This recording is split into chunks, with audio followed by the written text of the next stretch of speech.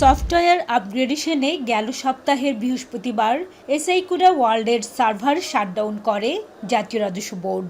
Notice ছিল গেল শনিবার বিকেল থেকে অনলাইনে সিস্টেমে স্বাভাবিকভাবে কাজ চলবে, অথচ এখনও ঠিক হয়নি সার্ভার। 4-5 মাস আগেও একবার আপডেটের পর অচল হয়ে যায় সার্ভার। তখন একদিন পর সার্ভার ঠিক হলেও টানা 6 দিন সার্ভার ডাউন থাকার নজির নেই। এ অবস্থায় অনলাইনে আমদানি পণ্যের ঘোষণা, নথি দাখিল ও শুল্কায়নের কাজ করতে গিয়ে চরম ভোগান্তিতে পড়েছেন সিএন্ডএফ এজেন্ট, শিপিং এজেন্ট সহ বন্দর ব্যবহারকারী সব সংস্থা। দেশের সিংহভাগ রাজস্ব আহরণকারী সংস্থা এনবিআরের সার্ভারের বেহাল দশায় ক্ষুব্ধ বন্দর ব্যবহারকারীরা। বিল অফ এন্ট্রিতে ক্লিক করলে পণ্যের লোকেশন ও এইচএস কোডের ঘরটি উধাও হয়ে যাচ্ছে। কখনো আবার বিল অফ এন্ট্রি ও অ্যাসেসমেন্ট নোটিশে শুল্ক কর পরিবর্তন হয়ে 10 থেকে 11 গুণ বেড়ে যাচ্ছে, যা সংশোধন করতে লাগছে কয়েকদিন। সিএন্ডএফ এজেন্টদের অভিযোগ, রাতে এসআইকুড়া সিস্টেমে কিছু কাজ হলেও দিনভর ফাইল নিয়ে ঘুরেও আমদানি পণ্য চালানের শুল্কায়ন করা যাচ্ছে না।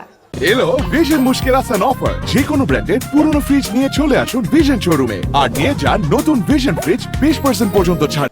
পণ্য এখান থেকে অ্যাসেসমেন্ট হলে যেটিতে ভেরিফাই করতে পারে না, যেটিতে যদি ভেরিফাই করতে না পারে 2-3 দিন যদি ড্যামারিজ খায়, এই কন্টেনার পোর্ট এবং সিমিট ড্যামারিজটা আমদানিকারক বেয়ার করবে। আমদানিকারক বেয়ার করলে সারা বাংলাদেশের মানুষ এটা হতে সাফার করবে এই জিনিসটা। যখন আমরা রিলোড করতেছি ব্যাপার, যখন শুল্ক সম্পন্ন করা হয় তখন ডিউটি চেঞ্জ হয়ে যাচ্ছে। ডিউটি চেঞ্জ হলে 10 লাখ টাকার ডিউটি 1 কোটি টাকা হয়ে যাচ্ছে। এর কারণে আবার এটা যখন আমরা ডিসি রুমে ঠিক করতে দিচ্ছি তখন ডিসি স্যার রুমেও সার্ভার নাই। আমদানিকারক আর্থিকভাবে ক্ষতিগ্রস্ত হচ্ছে, আমরাও আর্থিকভাবে ক্ষতিগ্রস্ত হচ্ছি। আমার তথ্য উপাত্ত না থাকার কারণে আমরা মাল ডেলিভারিতে ব্যাঘাত ঘটবে। পরবর্তীতে আমাদের যে বাংলাদেশ ব্যাংকে বিলিমিটি সাবমিট করতে হয় লিয়েন ব্যাংকের মাধ্যমে, তারাও বিলিমিটি আমাদের অ্যাকসেপ্ট করবে না, তখন সংশোধনের প্রশ্ন আসবে। সুতরাং এনবিআর এর আইটি পার্সনকে আমি অনুরোধ করব আপনার মাধ্যমে যে বিষয়টা নিয়ে একটু আন্তরিক হওয়ার জন্য। জবাবদিহিতা না থাকায় এনবিআরের সার্ভারের এই জটিলতা কাটছে না বলে অভিযোগ ব্যবসায়ীদের।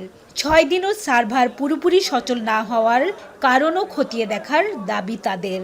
কী কারণ নষ্ট, কোনো স্যাবোটেজ কিনা, কেউ নষ্ট করেছে কিনা, এরা চলে আসবে, জবাব দিয়ে থাকতে হবে মোট কথা।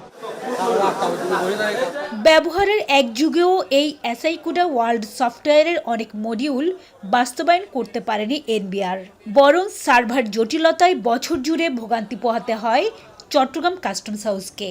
এই জন্যই এনবিআরের আইটি বিভাগের কর্মদক্ষতা নিয়েও প্রশ্ন তুলেছেন অনেকে।